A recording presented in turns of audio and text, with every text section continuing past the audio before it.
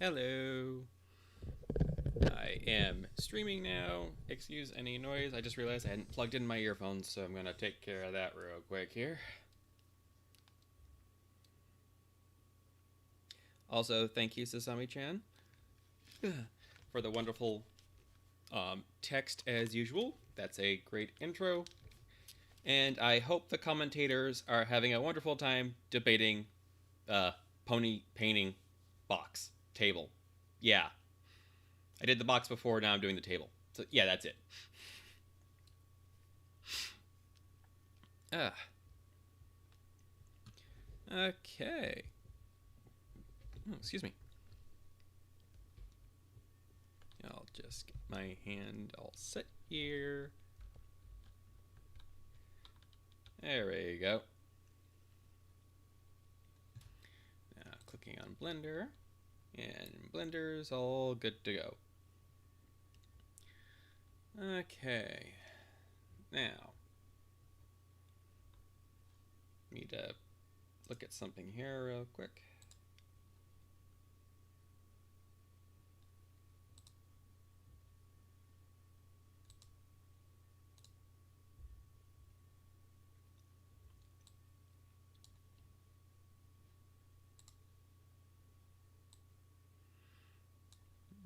Okay.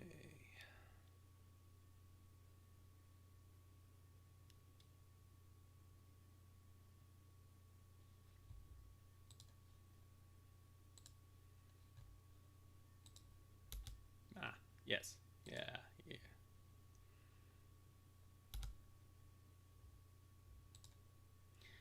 Okay. There we go.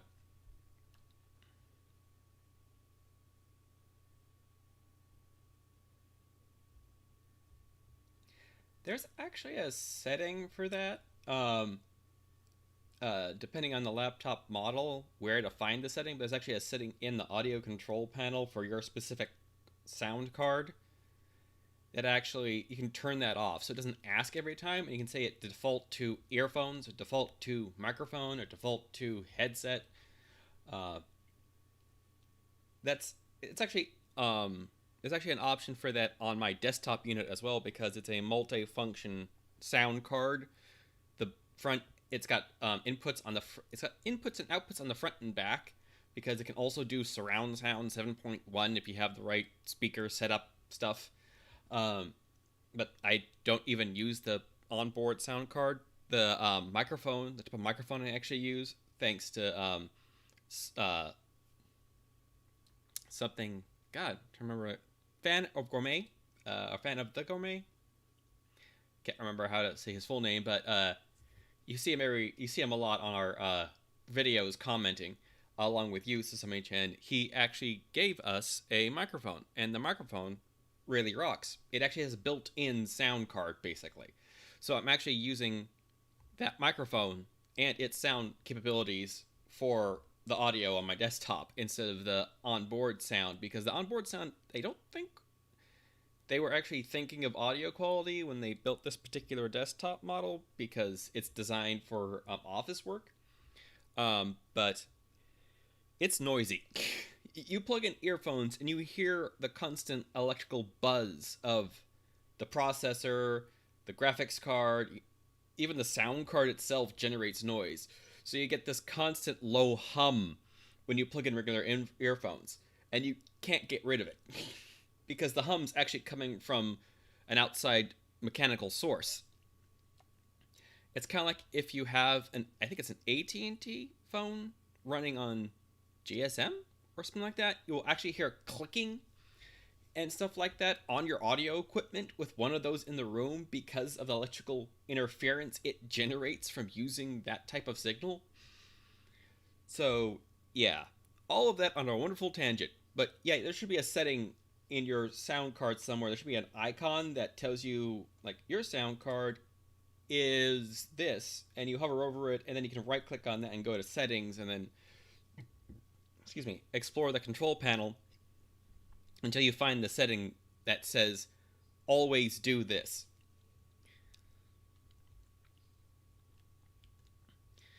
Okay.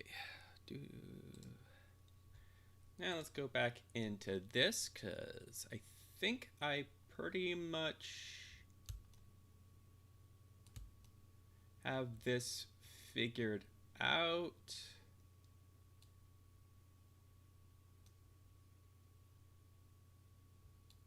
Okay.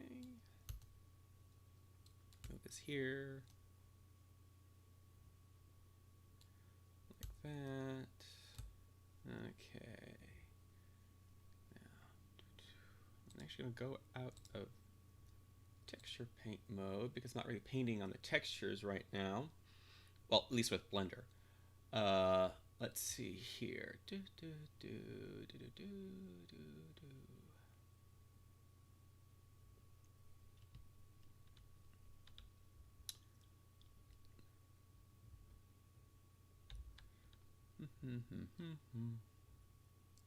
What do I want to do? Oh, I also need to add some lines across the top of the table. I will do that in a moment after I finish the sides here. So I actually need to tilt that down just a bit.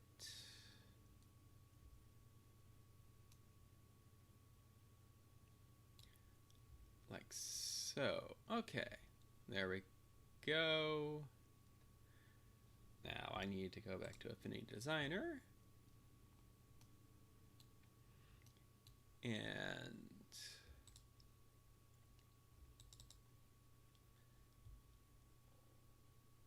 okay.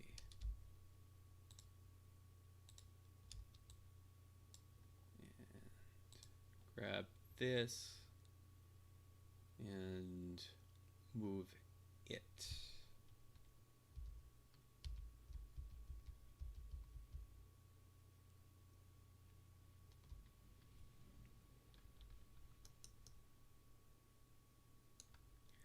Okay, that seems like a good spot to start.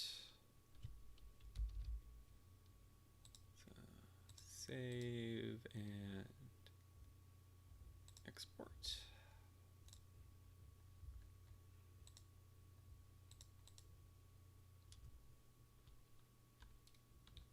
And back to Blender.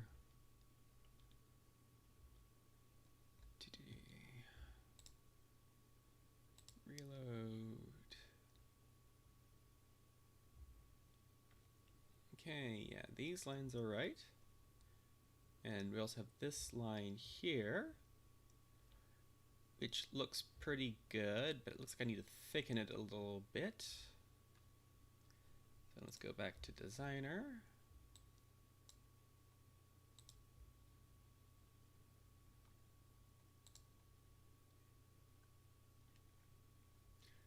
And let's make this 40.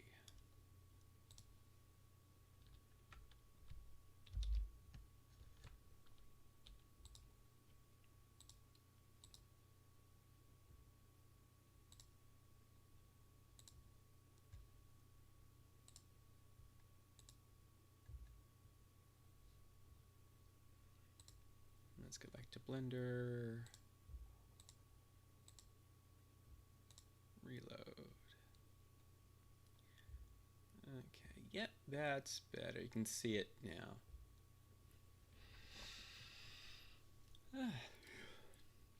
Okay.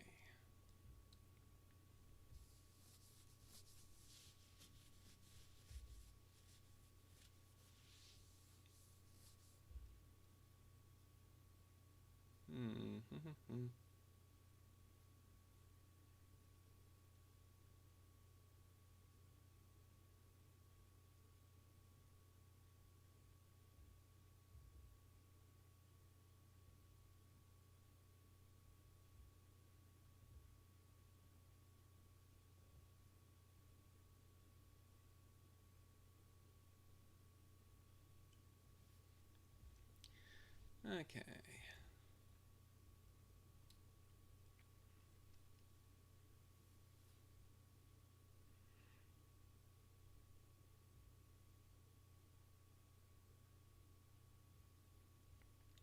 Let's see here.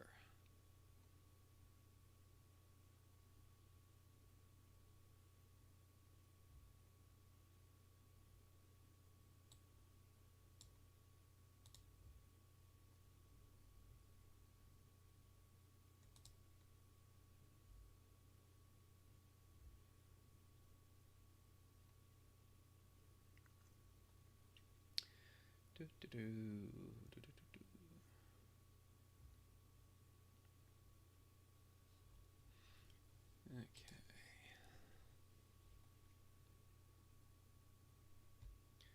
So I'm gonna make sure I'm selecting the right model. Let's go over to texture paint. Make sure the top is selected because that's what we want to do next.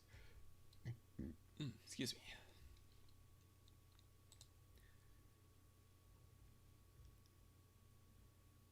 Okay. Okay.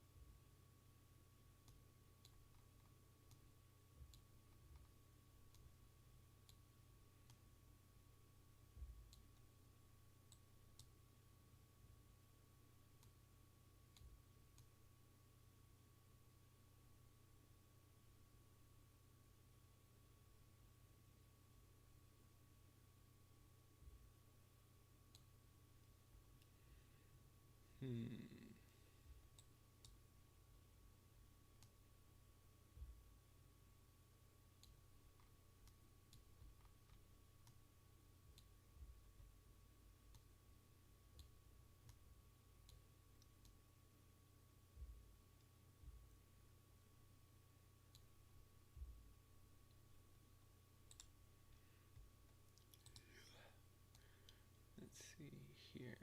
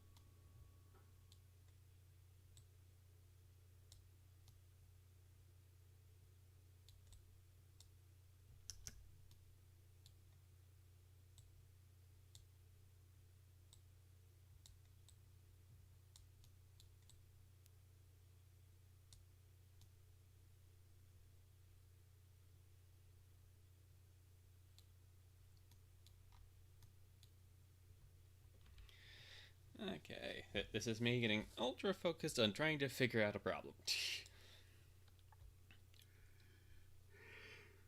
um,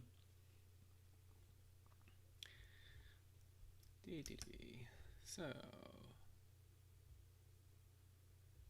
oh, it's gonna be in this spot, and it's the same size as that. So,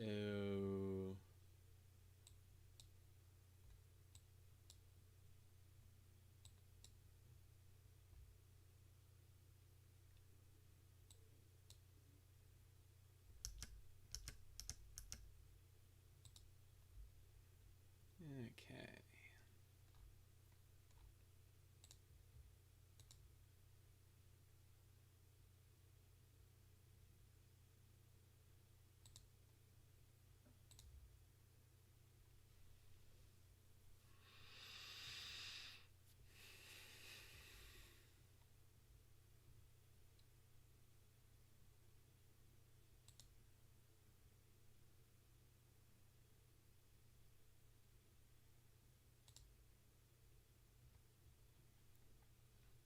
Okay, let's reopen this.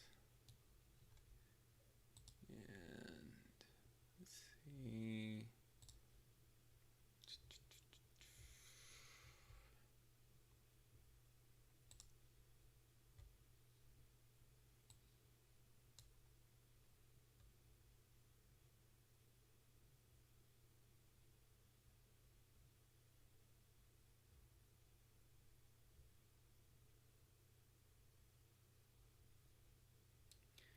Okay.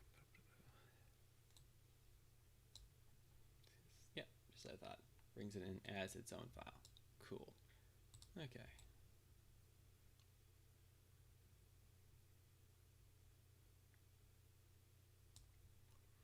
Next thing all I need is that, and I can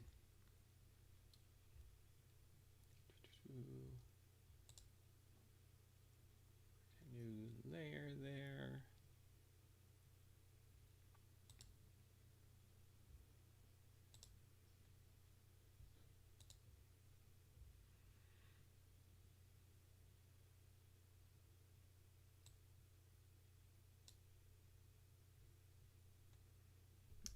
Okay.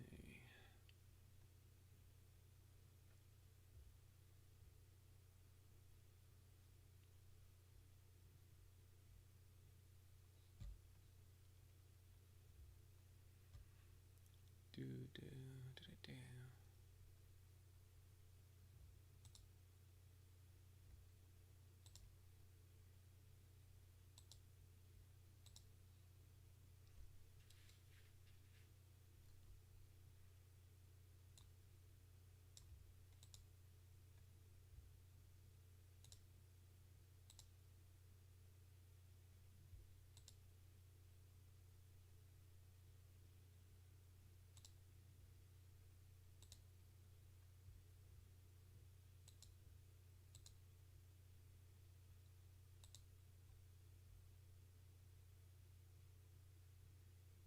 Hmm. Hmm.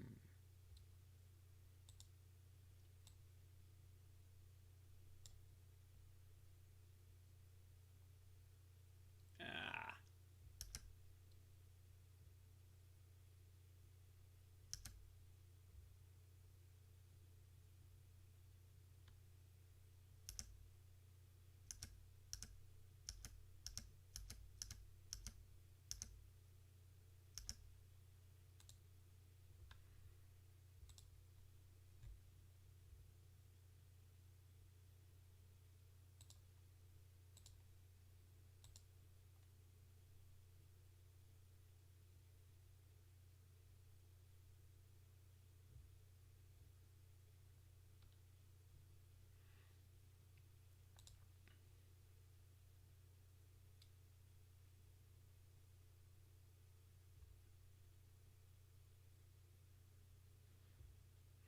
You recently noticed that Star Wars movies loves to drop people down pits.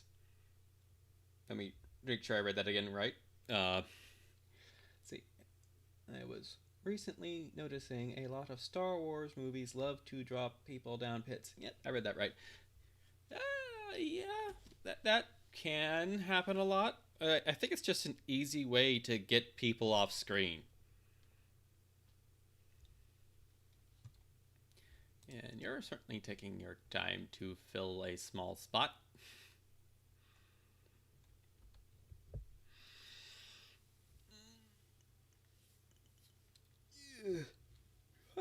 Stretch. Mm. Also, finally catching up on DuckTales. Oh, that's a great series. Ugh.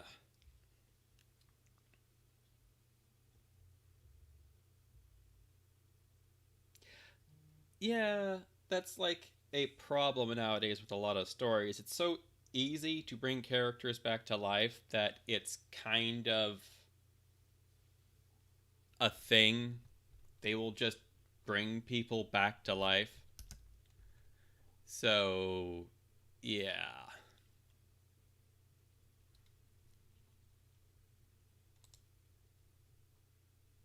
Let's see how long it takes this time. I may have to turn the tolerance down because I think what's going on is the tolerance level is not, since everything's very monochrome in this, um, the tolerance sensor is basically going, this is all the same color.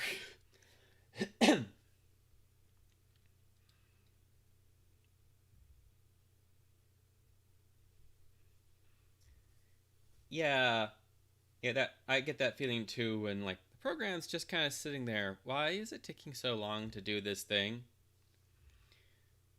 I really wish the progress bars would be better than just these lines kind of continuously going across. I'm like, can't you just like tell me what process you're currently working on, and if you're waiting on that process, that would be way more informative than a progress bar. Like, actually show me what you're doing. That would be great. I mean, progress bars are a good shortcut to show that you're doing something, but this isn't a progress bar. This is an animated bar, which gives me no information whatsoever that you're doing something other than drawing an animated bar.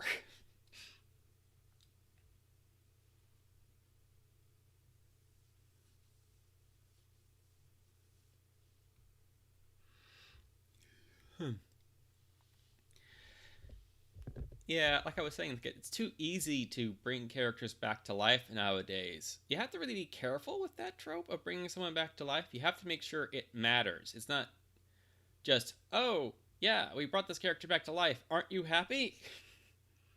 No, one, you have to make sure if they do die, you have a good reason to bring them back other than the shock value. Because the shock value is great, but it only works once. And only once. So you have to be careful when you use it. Because if you just keep doing it, people are going to expect you to do it, so there's no shock value anymore. And there's no point in bringing back the character if all you were doing was the shock value. Because you no longer have that. Once you do it once, that's it. You can't do it anymore and get the same shock value. You can do it again, but it just won't work the same. So why don't we set this to us? That's actually let's just go with 1%. Yeah, that's about what we're looking for. So there we go. That's what we wanted. Gonna delete that layer. Don't need that anymore.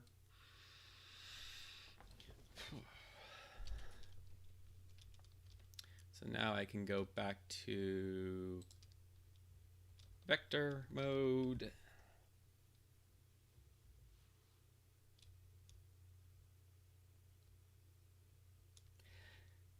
Yeah, it's all about like going back to the killing characters, reviving characters.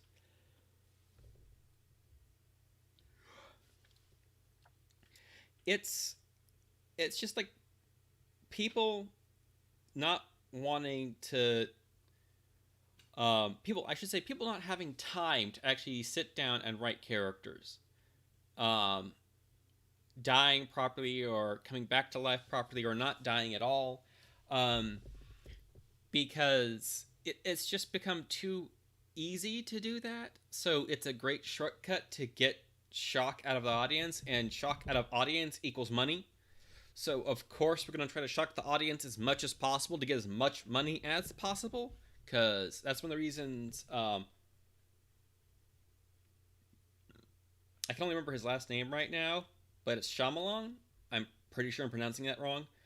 But his movies were great because of the shock value at the end of it.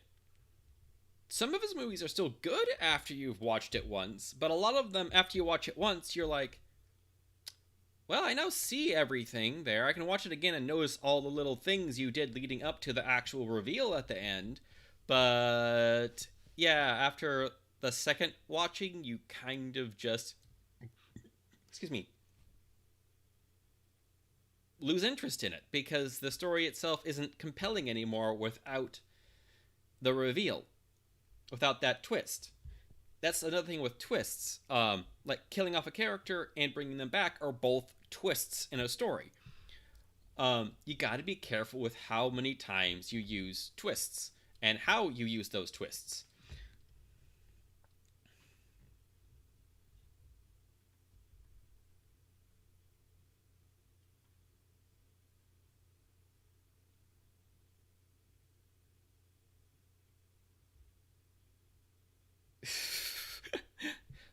Just a little behind, I would say, on the notification there. And yeah, it's all about cultural shifts again, how I mentioned before, how uh, the culture shifts. Also, not just cultural shifts, but also what sells at the time, which is influenced by culture. Because the movie industry, as any industry in this type of economy, it's all about making a profit. If you can't make a profit off of your stories, you can't sell your stories. Therefore, the story is not worth making. Um,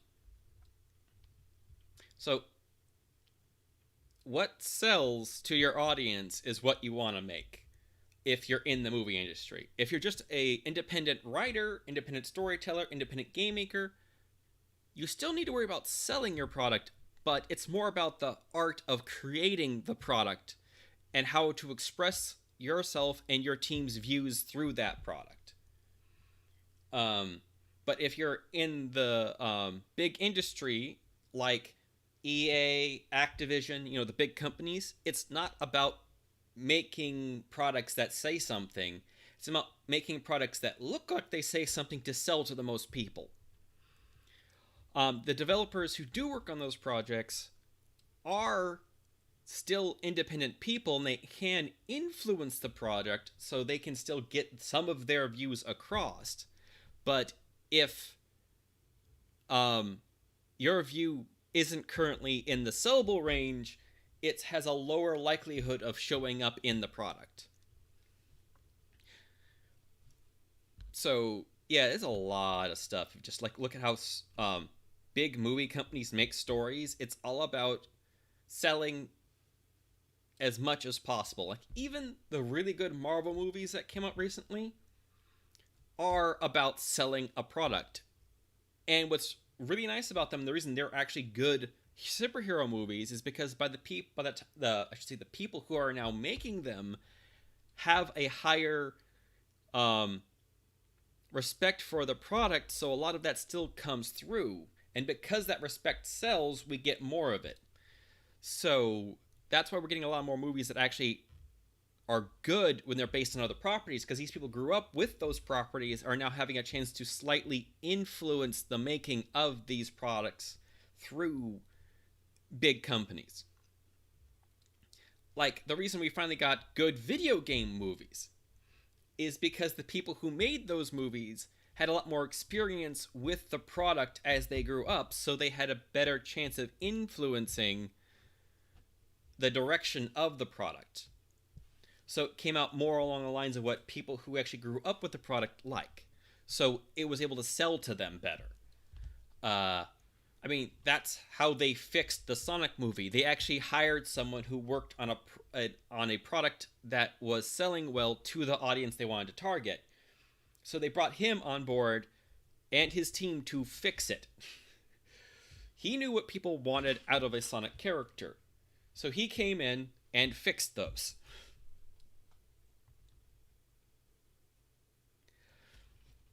It was less about ignoring the source material and more about, oh, this, back then they didn't realize what actually sold about products.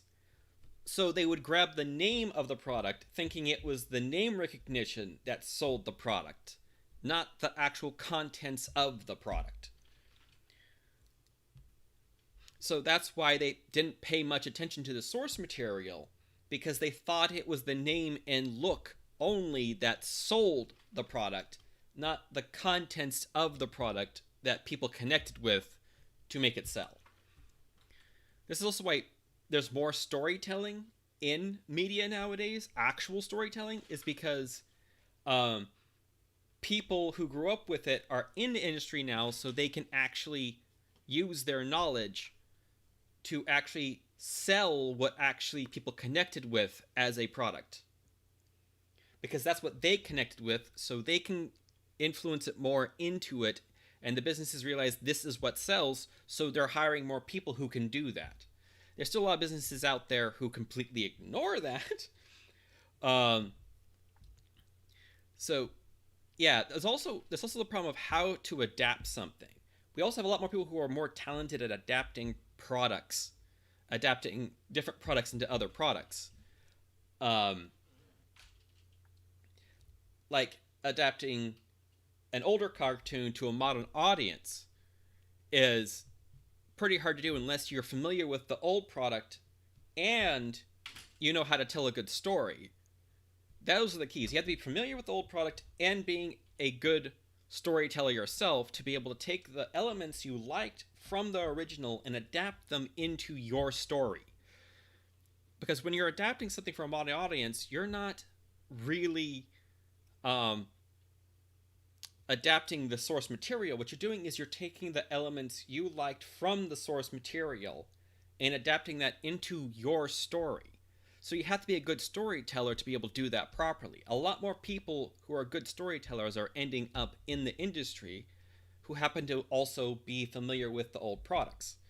This is also why I am kind of interested in the new He-Man that's supposed to be coming to Netflix, because it's being adapted by Kevin Smith.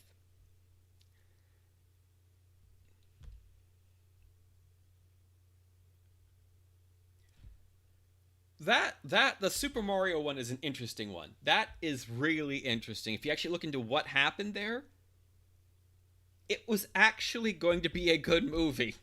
And then they hired the wrong directors. That's what happened to that movie. Because they got all those stars in that movie were actually big names at the time. And they were attached to the product thanks to once again, I just noticed my mic's getting a little loud, so I'm going to turn that down a little bit here. They actually got all these people attached to the story because the script was good.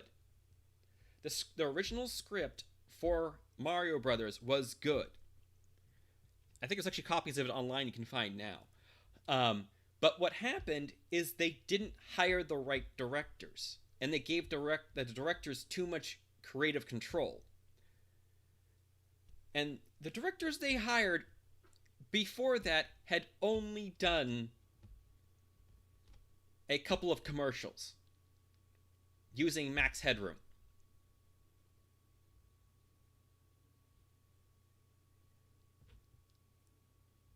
And they got attached to the project, and then they completely changed it from what it originally was.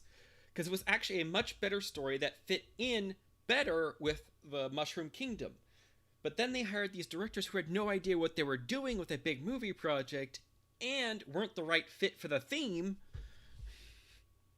And that's what broke the Super Mario movies project.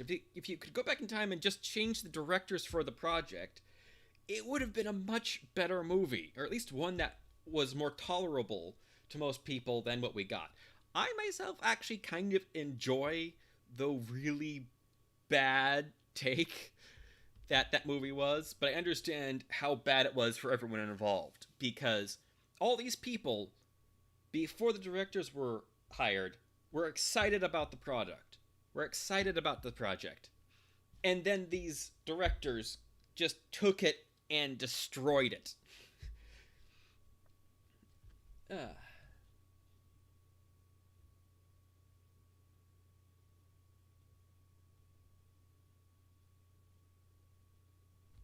yeah, that happens a lot too. Also, Dragon Ball Evolution, that's a funny one because the script was unfinished. They took a rough draft and made it into a movie with Dragon Ball Evolution because that came out during the writer's strike. At that point in Hollywood, all the writers were striking to get better pay. And Hollywood was like, okay, what do we have to make? So they took a rough draft script for Dragon Ball and ran with it.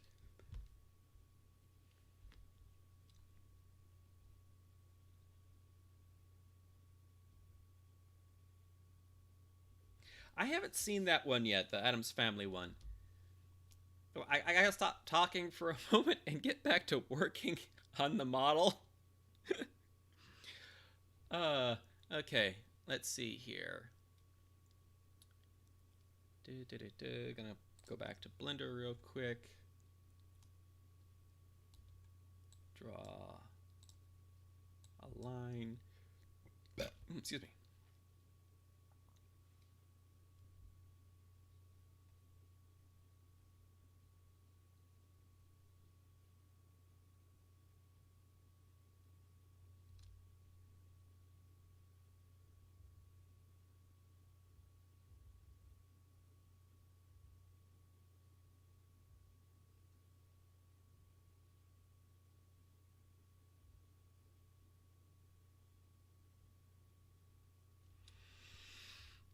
Um, hmm. Anytime people who make money then go on, then I do go make more money than I do go on strike, I just want to yell at them. Hmm. Why is that, Sasami-chan?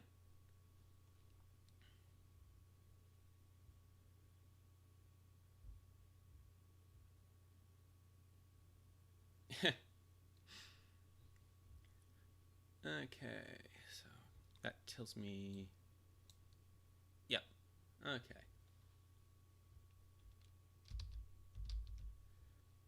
So I was right. This here is facing outwards. Okay, so that tells me I want to go here and here. Let's turn off that snapping. Okay.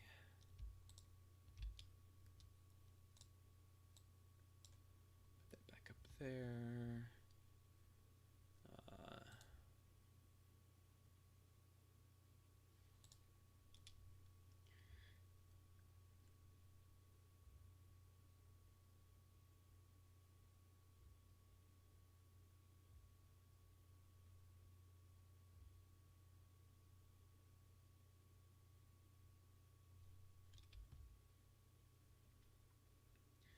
Okay, so we got that's that. Click on this, and we want this to be that color.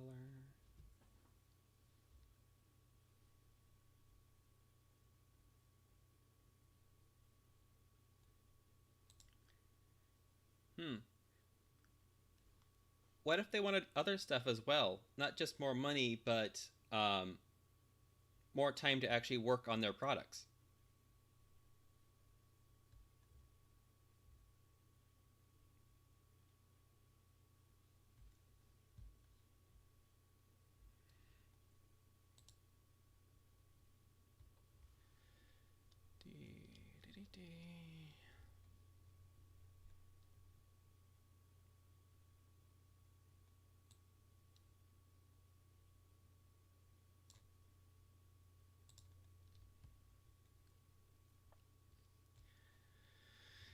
Okay.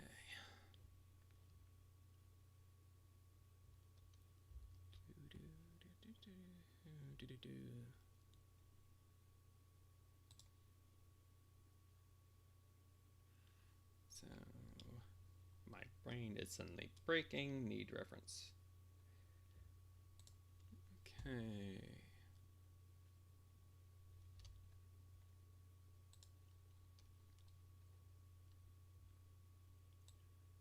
So I'm gonna do this here. Do that there. Also, I wonder, can I vectorize something? Can I like right click on this and transform? I can register, mask. I can't convert from bitmap to vector. I don't think.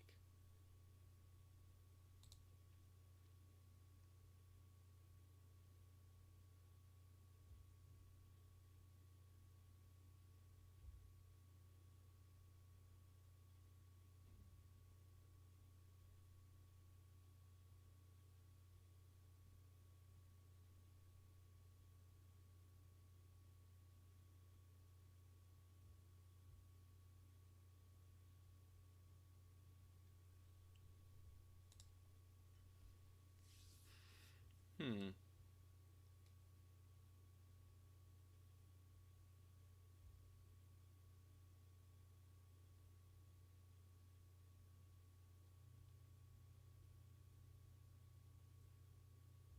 What if from the outside it only looks like they have those things?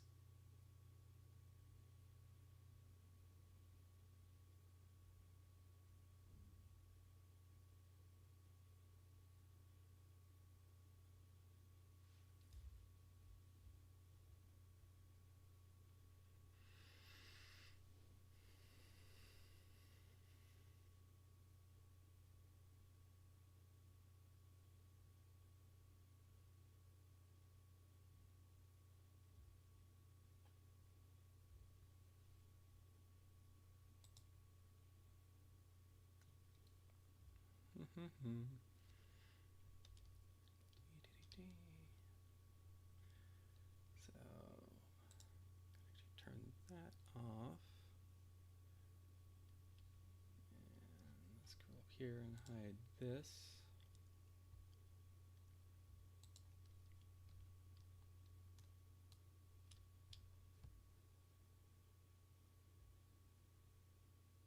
Hmm.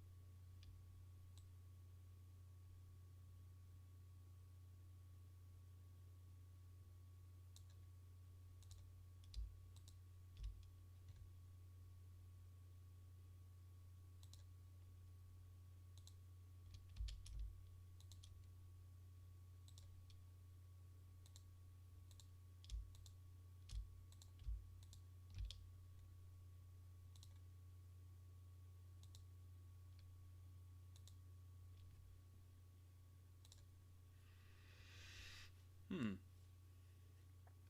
So, what would be good proof to you?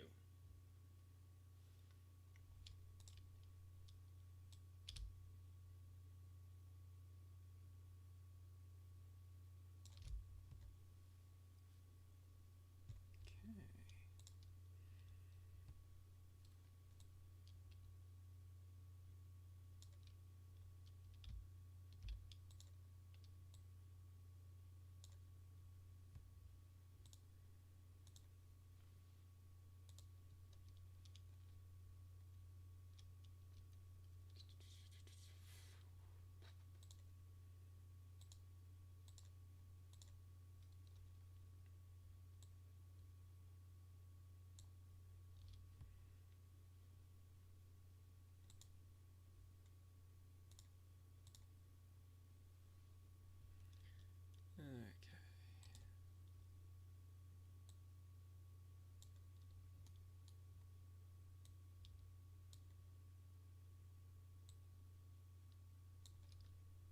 Hmm. Let's see here. Going back to reference. It's a. So let's go back here. I think we need another one like that.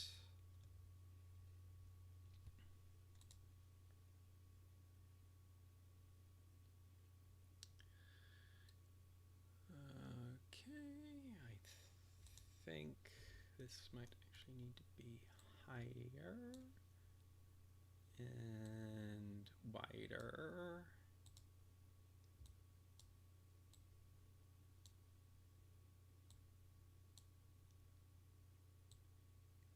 Needs to be more like this.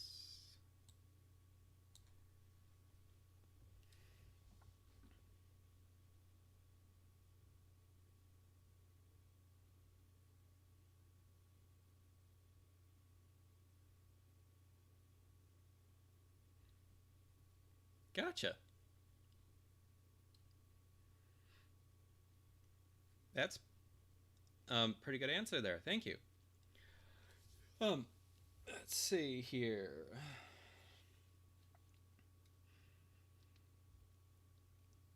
I'm trying to think of like other questions to ask. It's been a while since I actually read all the articles on the writers' strikes and what they were actually asking for.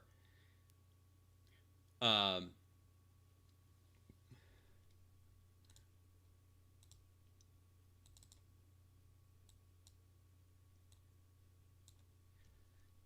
um, hmm. Ah. So this is actually this is like an adjacent topic that's more recent that I have more memory of. But what do you think of crunch in the video game industry?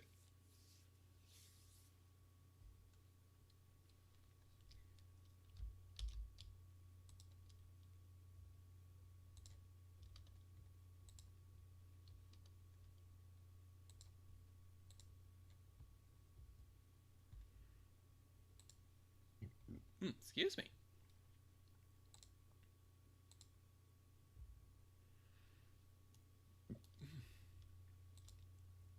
I can change out of this mode now.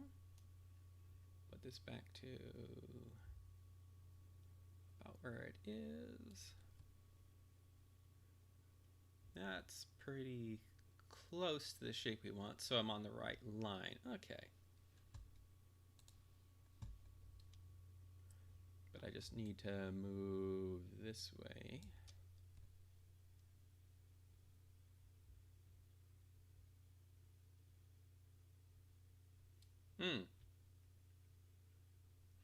Thank you.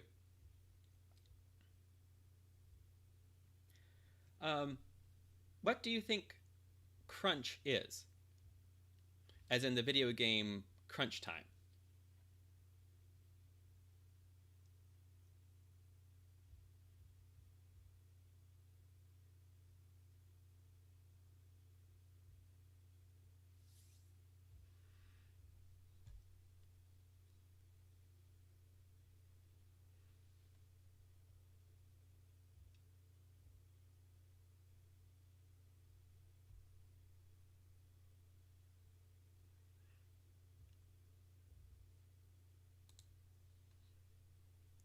let's see here.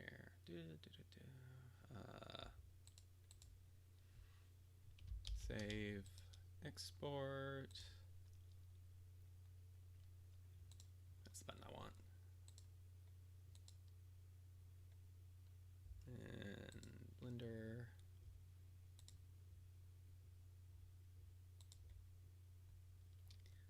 Okay.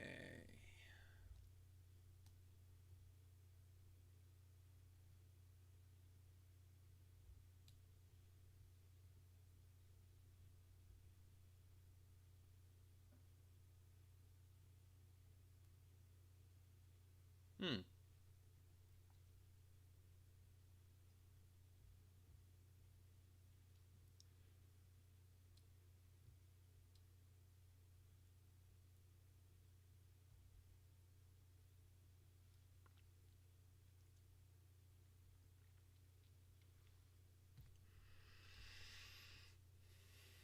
Hmm.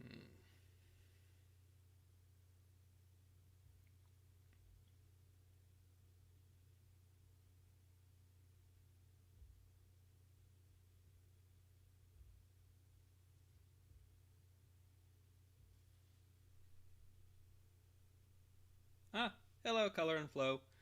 We're currently talking about different industries, and we're currently on the topic of crunch time. Uh, and I was asking Sasami-chan his thoughts on it.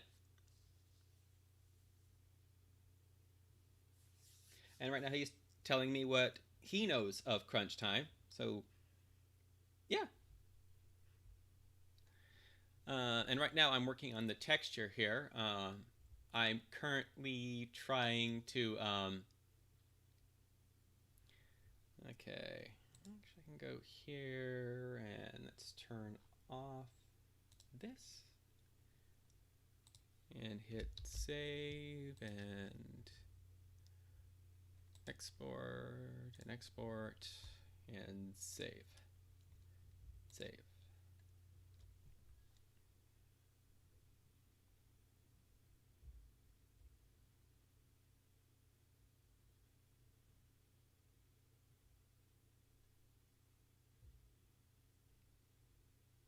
Ah, you were remastering stuff, Color and Flow? That's cool.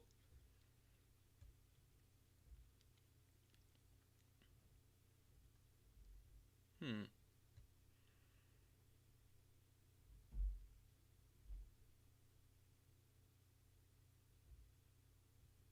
Hmm.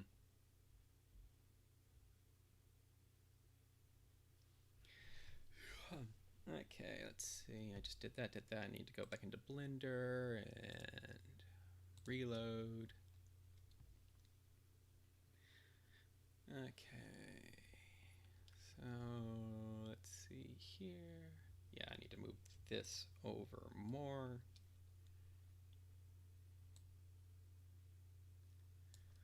Let's go with this and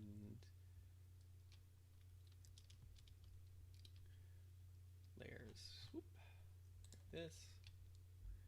Go here. Duplicate.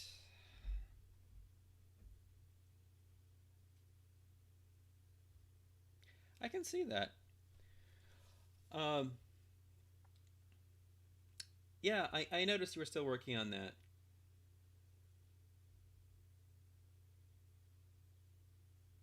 Oh, that's cool, Sasami-chan.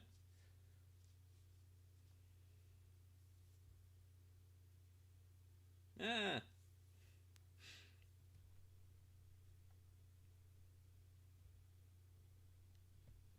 Hmm. That was an affirmation of both of what you two said. Just less confusing things. Okay, go back into Blender, look at my reference. Okay, go back into here. Pull this across here. Okay. Okay, go back to here. This is over here and more like this. And I should probably just delete that point and pull this over here.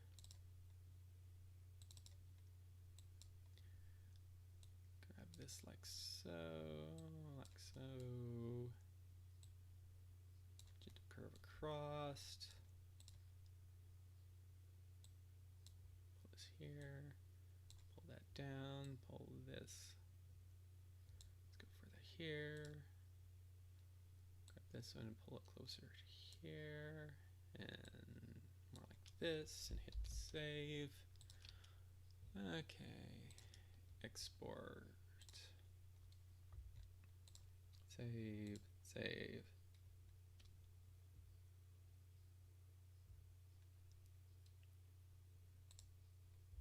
And reload.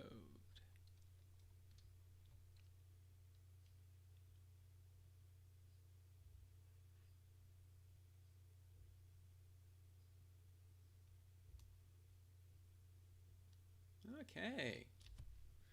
I think the table's actually done being textured.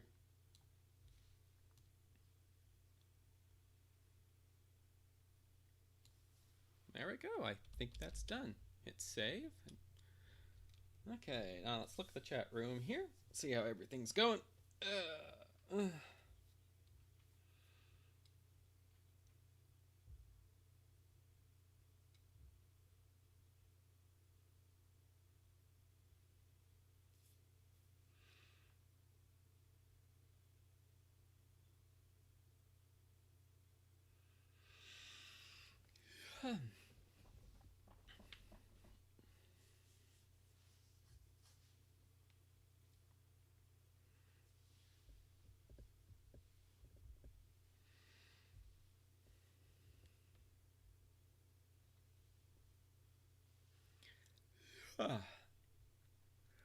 Okay.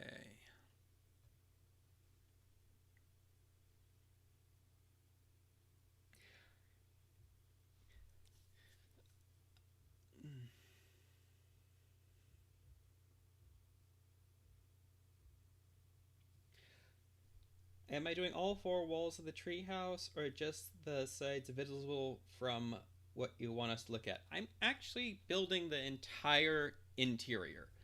That means both walls. Both walls. That means all four interior walls. Everything on the outside is going to be built. I'm working my way through the inside right now because, excuse me. I have this box done. I have the podium done. I'm pretty sure I'm finished with the table. Because I'm not seeing anything else in the reference image I have.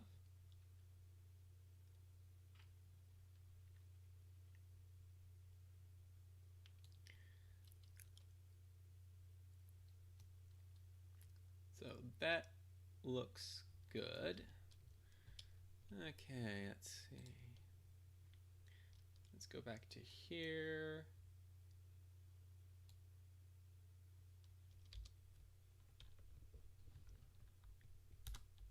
Let's put this into material view. Let everything load up and see if it crashes. Okay, there we go. Now I just need to scale the table down properly, and we can go from there. Okay.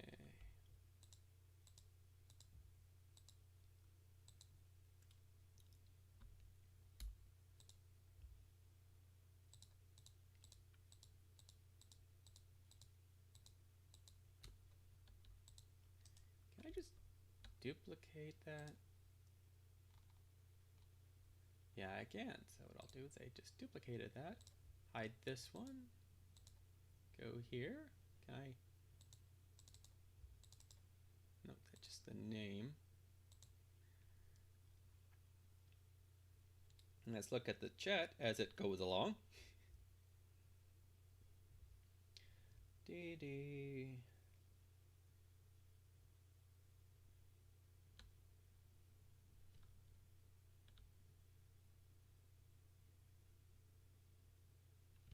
I just finished working on the texturing the table. Right now, I'm actually going to be scaling it down to make it fit with everything.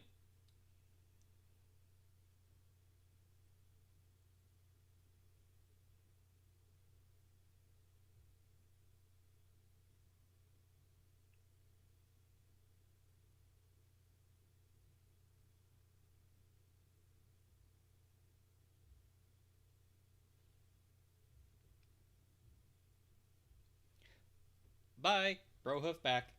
Clack. Okay. So I just need to select all of this now.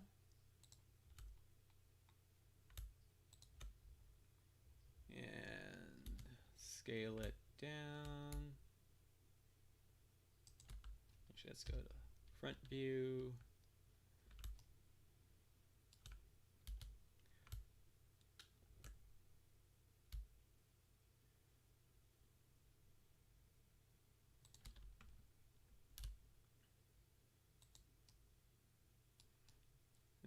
Okay. Let's change this to image editor so I can get the reference of scale.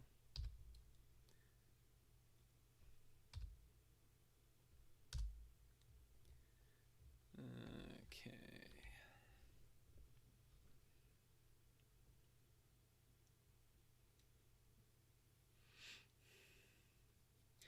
And yeah, I picked the DeviantArt Crusaders Clubhouse because it is one of the simplest structures in the show to work on. There's not a lot really going on with it, which makes it a good place to start to build things and go from there. So let's see here. Gonna grab, and that's up and down. That's side to side. We want that. So there we go.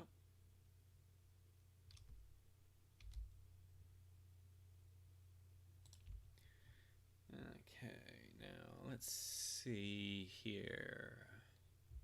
That's going to need to be a little smaller.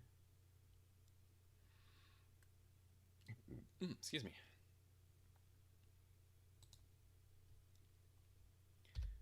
Let's go to the top and let's go to wireframe.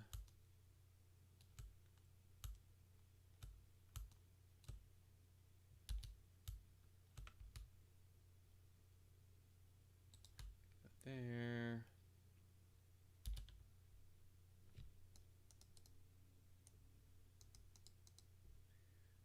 Okay, that seems about right.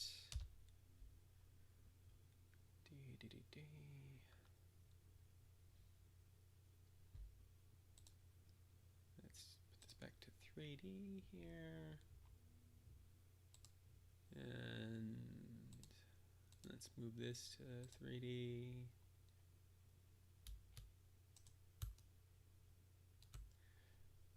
This to the front.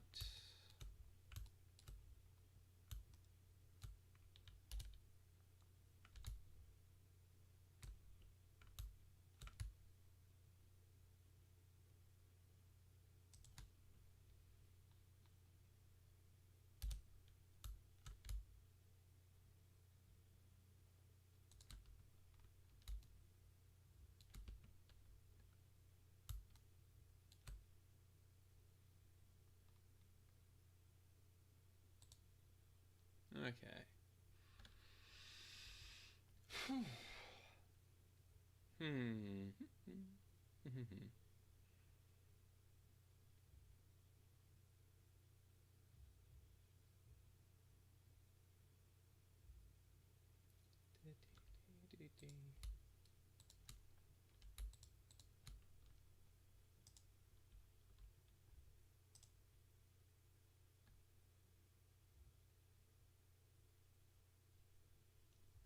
Let's see, is it Control G for group? No, it's collection. Maybe it's shift something. Objects. Nope.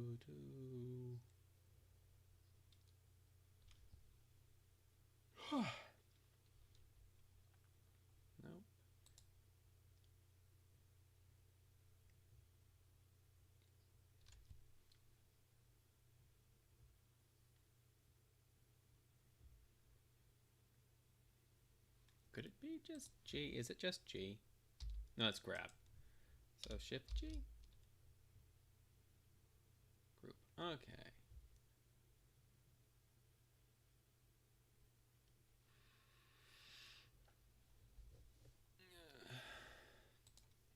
Do I just can't click on that and grab the whole thing? Okay. Dee, dee, dee, dee.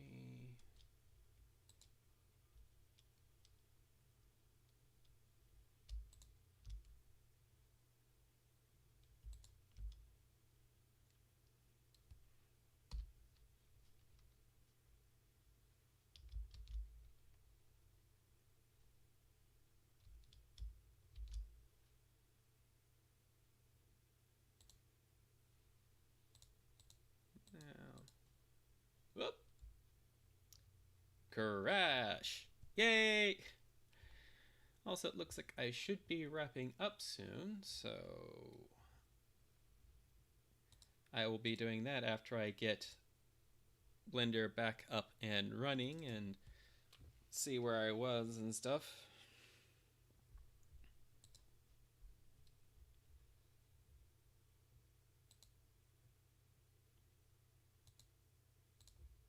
Let's see if that does it.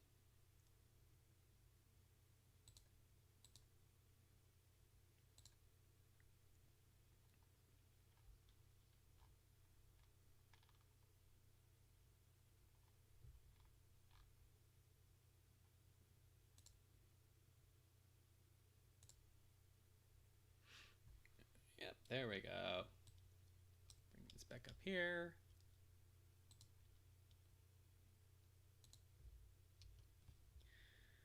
Okay. Now, let's see.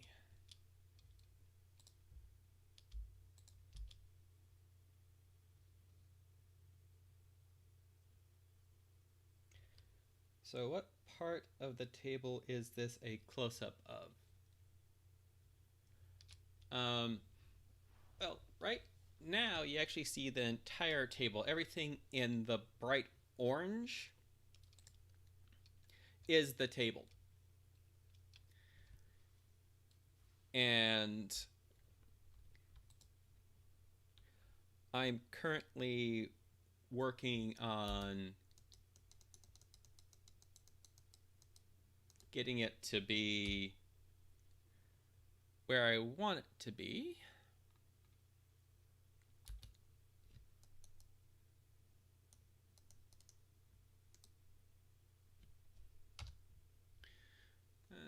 Okay, so there we go.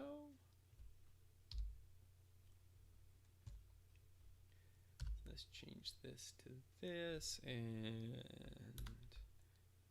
let's put that to render and see what that looks like.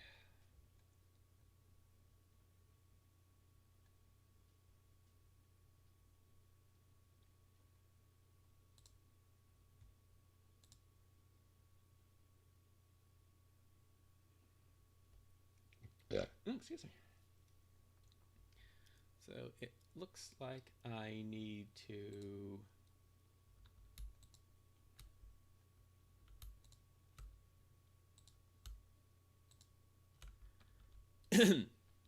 move this a little bit more to the right here.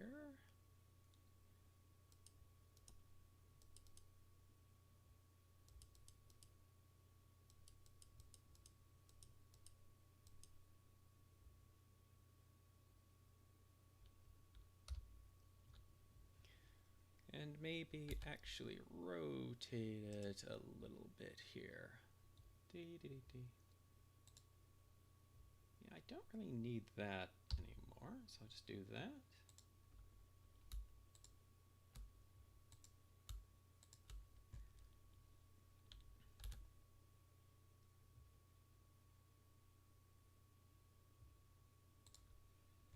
There we go.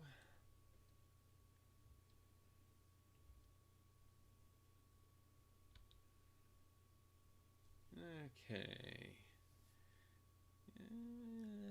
Dee, dee, dee.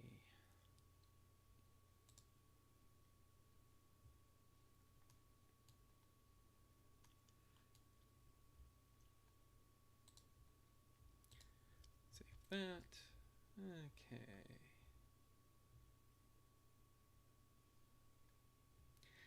see, does the table need to be bigger, or do the other objects need to be a different size?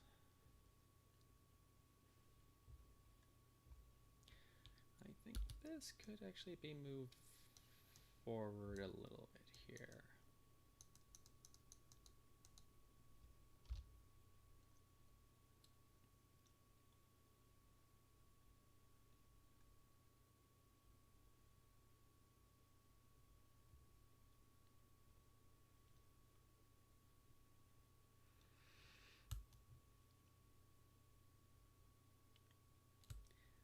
Okay.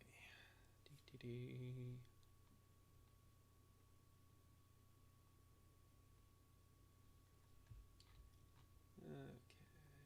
Okay.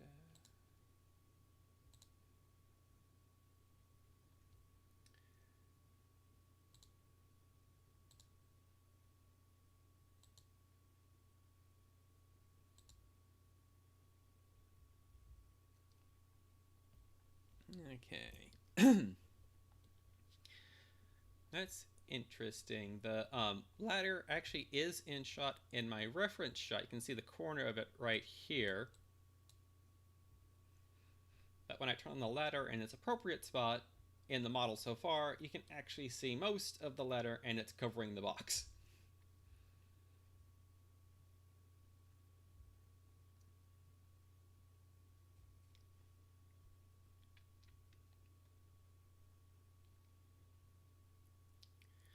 Okay.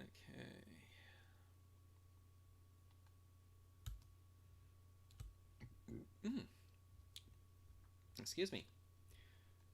Well, I think that's pretty much everything for today.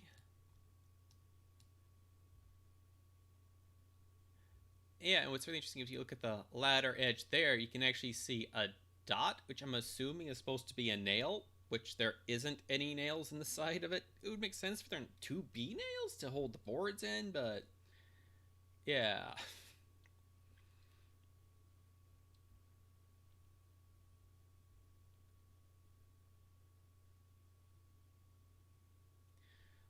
Uh, yeah, the ladder leads up to the roof, so what I'm going to do here is turn this to this and go inside.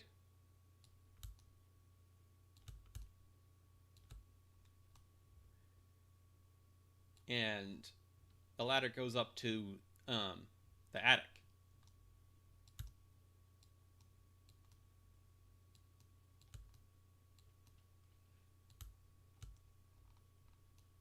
Which is right here, which I currently have no references for, so I'm pretty much just going to leave it as an empty void for now. I might like put some textures and boards and stuff up here to give it something for people to look at if they go up there, but there is no references for it in the show ever. They never go up there from what I can tell. So yeah.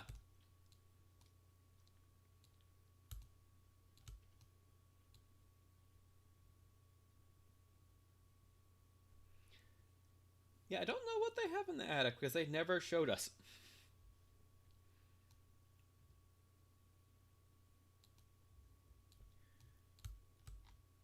So yeah, this is actually what the CMC clubhouse proportions look like based on everything I've seen and referenced.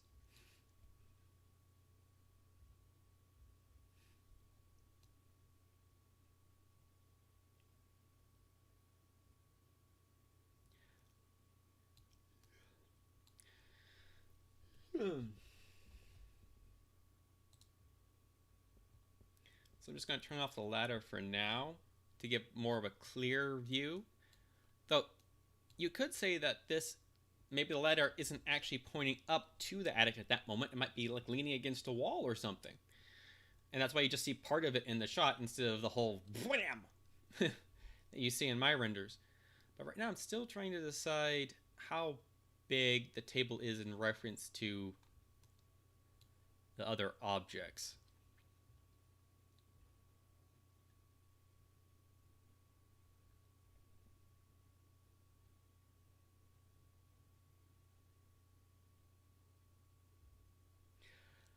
Well, I never actually showed those objects being made because I made those like whew, forever ago. I would actually have to look at the um, original CMC Clubhouse file to tell you when I actually started on it. I wonder if I can actually do that real quick. Da, da, da, da.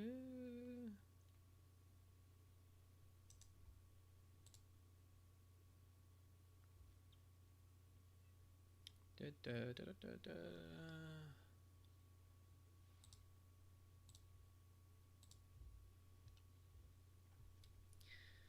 Okay, let's see here.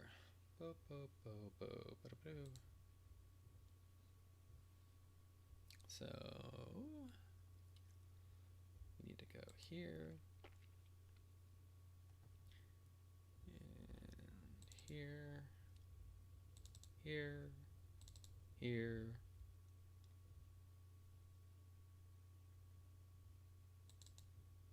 here, here.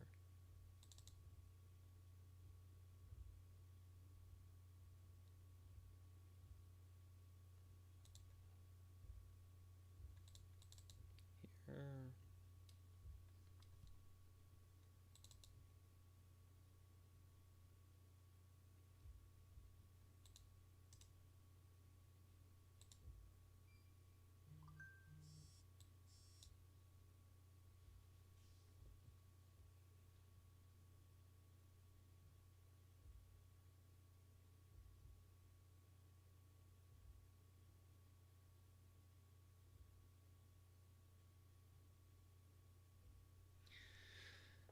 Well, that's just you being you, which is cool because all we can do is try to be better versions of ourselves.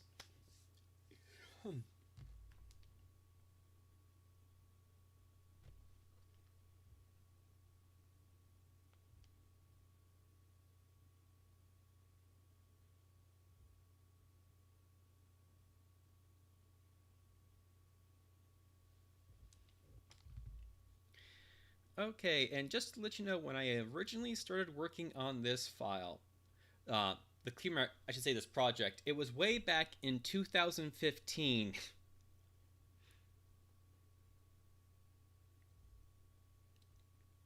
When I first started working on this project, it was back in 2015. Specifically 2015 at 1:36 p.m. It was a Friday. Okay.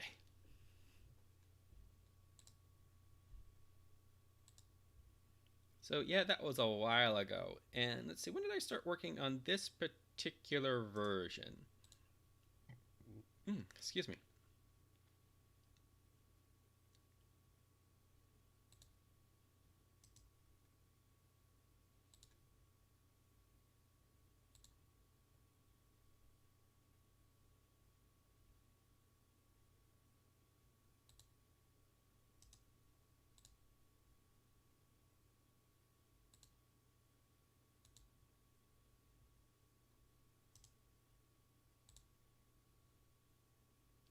I can't really tell you because of how Blender handles its files. Hmm.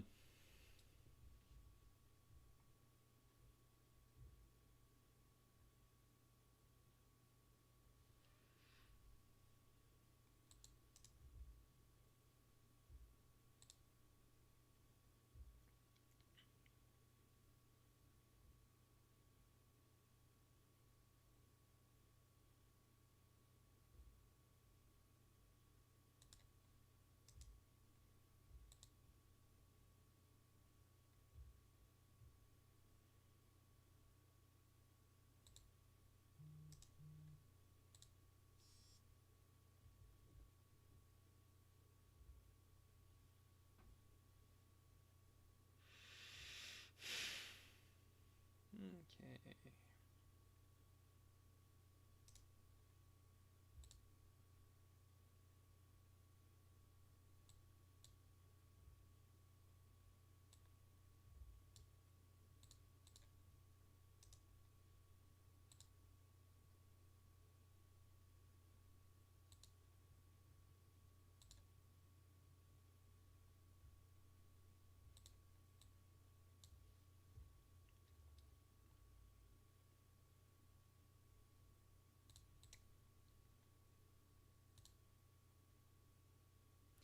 And by looking at some files in the folder, I can actually tell you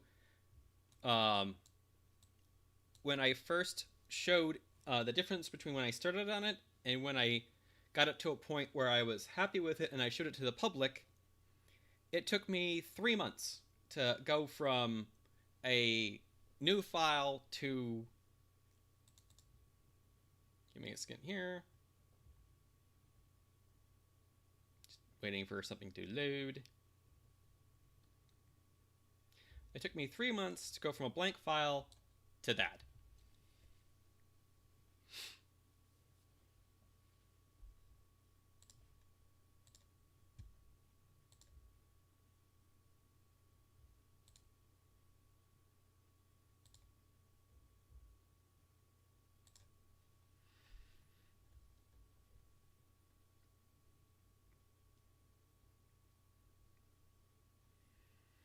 So 3 months from blank file to looking very close to the show.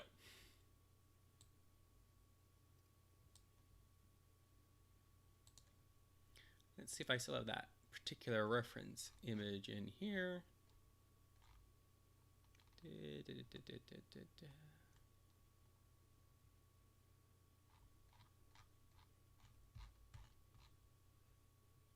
I am not seeing the other images, other reference images I have that are usually in this file.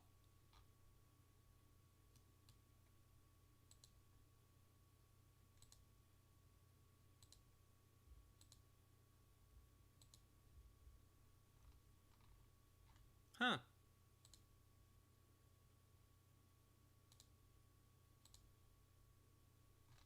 That's interesting, because I do have other reference images that I use.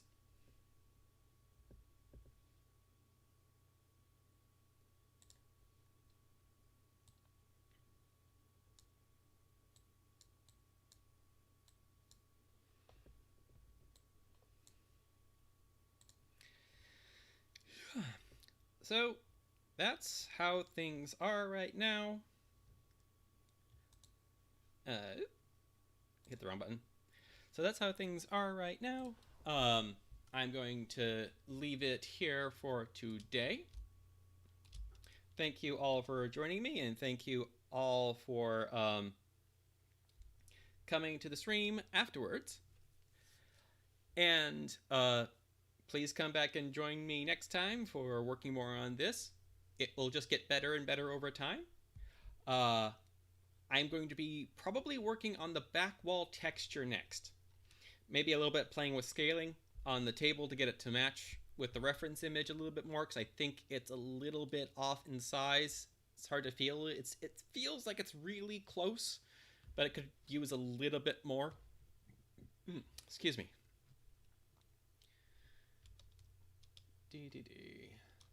I think I can actually take care of a little bit of that right now by grabbing it and moving it forward a little bit here.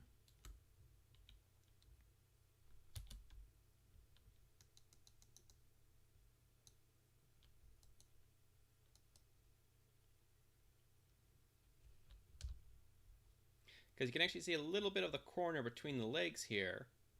So by doing that, I have it more match the reference image, and I think the scaling is better now. So I think that looks pretty good.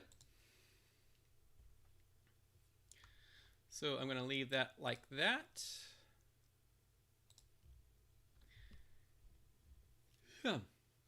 And please click the like button, the subscribe button if you haven't already, ring the bell, all the usual stuff. We've got more videos. There's Ember's Reading Room. There's our Thoughts On series. We'll be getting back into those hopefully sometime soon. I do not have a specific date yet because I still have plenty of videos to basically get prepped and ready for launch. We've got a couple pretty much done. I just need to get a little bit more of a buffer built up because of how long it's taking me currently to put together episodes. I don't have a lot of time to work on them, so I have to get a nice buffer for the length of time it takes me to work on an episode, basically. Okay, Thank you all again. Wonderful having you all here. You all have a wonderful time wherever you are. And see you next time.